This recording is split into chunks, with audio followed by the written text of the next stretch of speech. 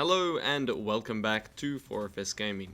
So Anthem has a lot of complex systems and mechanics, and due to a combination of very poor user interface and little to no tutorials, it can be confusing to fully understand even some of the game's most central and important features. I am Ascendance, and in this video we are going to look at damage types, status effects, combos, and each Javelin's special combo ability. All of these are really critical to how the combat works, but it's just not explained very well in the game itself. First off, let's look at damage types. From what I can gather, Javelin abilities can deal several types of damage. There is kinetic damage, fire damage, acid damage, frost damage, electric damage, and from memory there is blast damage as well.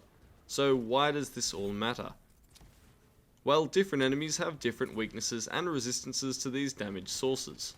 A flamethrower, which deals fire damage, isn't very effective against ash elementals, while frost damage would be much better suited for them. Another example is that electric damage is much stronger against shields than some other sources. Now this damage type is not to be confused with a status effect. Many abilities can build up special status effects on enemies that will result in them having a funny aura around them and a small symbol corresponding to the type of status effect next to their health bar. Any ability that places a status effect on an enemy is called a primer, and should be marked by this symbol we can see here, but because the UI is bad, it isn't always marked properly in your menus. But rest assured, if it builds up a status effect on an enemy, then that ability is indeed a primer.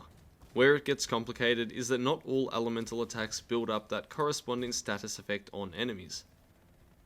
For instance, a flamethrower deals fire damage and also places a burning status effect on enemies, but the spark beam, which also deals fire damage, does not build up any burning status effect. So what are these status effects? Well, there is burning, which will cause enemies to take damage over time. There is electrocuted, which causes the affected creature to deal damage to nearby enemies. There is the acid status effect, which increases the target's vulnerability to incoming damage. And then there is the freeze status effect, which will immobilize enemies for a short period of time. So you think we are about done with these status effects? Well, you'd be wrong, because you know how I keep saying that these status effects need to build up? Well, that's because different enemy types have different resistances to different status effects. So just hitting with an ability that causes an effect doesn't guarantee that the enemy will be afflicted by that status immediately. You have to hit it enough to overcome its resistances. So while an outlaw soldier may instantly freeze if my grenade touches him, this legendary Ursix just shrugs it off like nothing.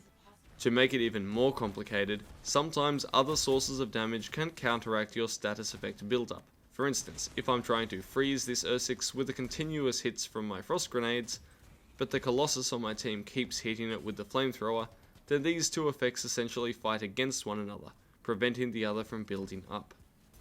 On top of all of that, you do need to note that shields make enemies immune to status effects, so you will have to take down those shields before you can afflict them.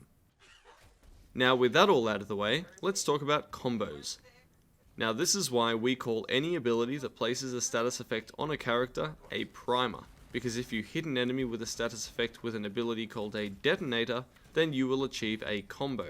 It doesn't matter what damage type you hit with, or what status the enemy has. If you hit a target with a Detonator ability, while they are afflicted with a status effect, a combo will occur. So what exactly is a Detonator? Detonators are abilities marked with this symbol, or they will say so in their item description.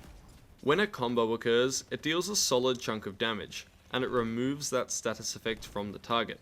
It also has an additional effect depending on what Javelin you are using. The Ranger combo ability deals considerably more damage, which makes it suited to killing a single target. The Intercept combo ability provides you with a special aura. The type of aura will be determined by the element you used when triggering the combo. This aura lasts for quite a while, and it gives you a nice glow around your character model. When you go near to enemies, it will spread that status effect around to those nearby enemies, afflicting them without you even needing to attack them. You just need to get close.